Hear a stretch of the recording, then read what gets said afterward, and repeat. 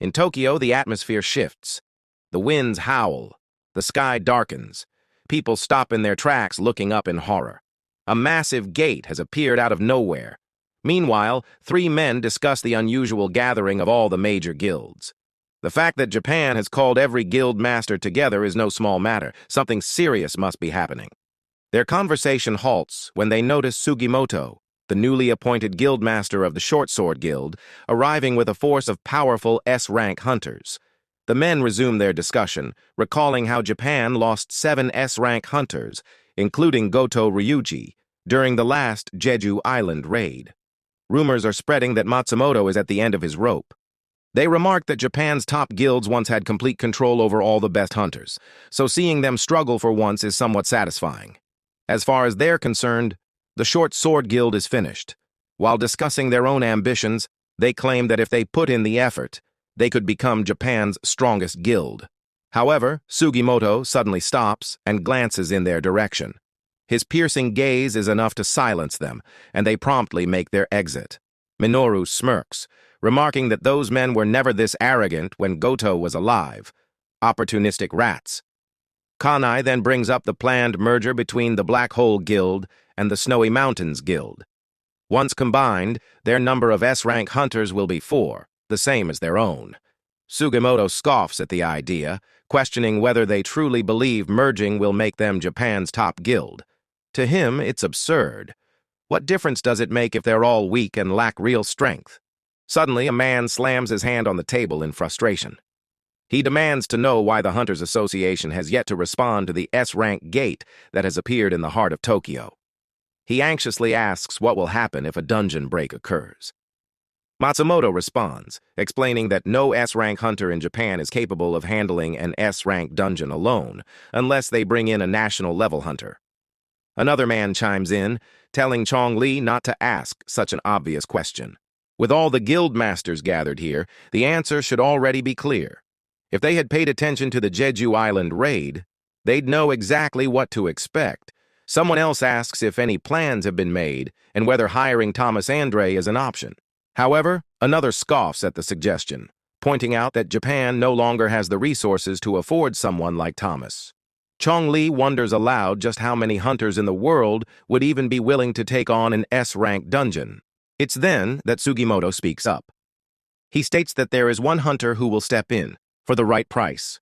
The barrier expert, Yuri Orlov. We're considering hiring him. Jin's anticipation grows as he approaches level 102. He's eager to see what new surprises come with higher levels. After all, reaching level 100 granted him the key to the Kartanon Temple, and at level 101, all his job-specific skills received a boost. As he pulls into the parking lot, Jin wonders how Jinho is handling things on his own. The workload would be much more manageable with an extra employee. Just as he's lost in thought, he spots Hunter Cha. And at that exact moment, she notices him too.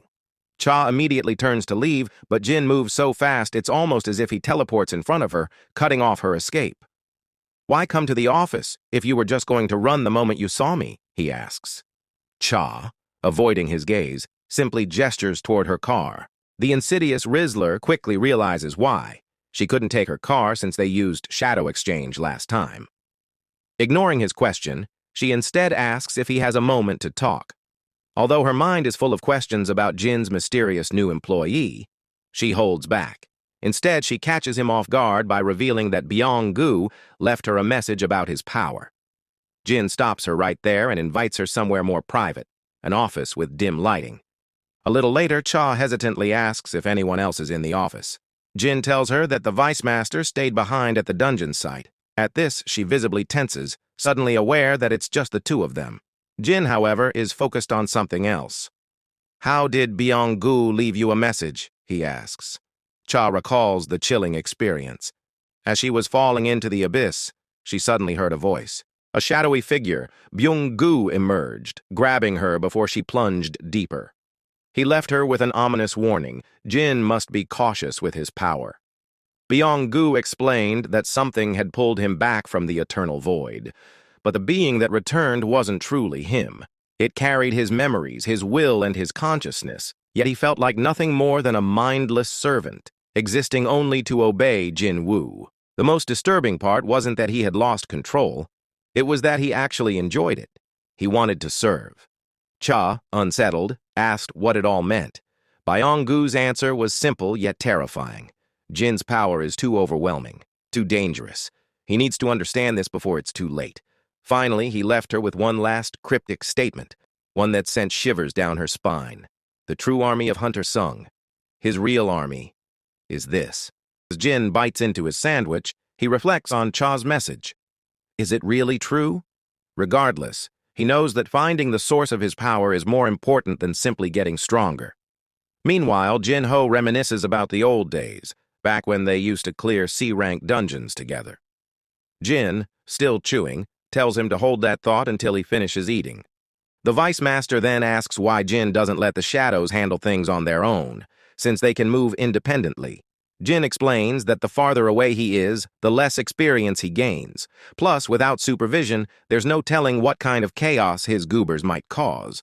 Jinho checks in on Gina, asking if she's doing okay after the dungeon break at her school. Jinwoo reassures him that she's been told to rest for a while and that the most trustworthy guard is watching over her. At that moment, Jin remembers that with shadow storage reaching level 2, he unlocked shared senses, allowing him to see through his shadow's eyes. He tunes in, only to find Baru fiddling with the TV remote while mimicking the characters on screen. Jenna, however, is sleeping peacefully. Satisfied, Jin shifts his vision to other locations, his mother shopping, Choi and Baek arguing, and then Cha bathing. Jin immediately pulls out of shared senses, his face burning with embarrassment. Jinho, noticing his reaction, asks if he dozed off. Jin considers apologizing to Cha and even wonders if he should invite her to lunch as a peace offering.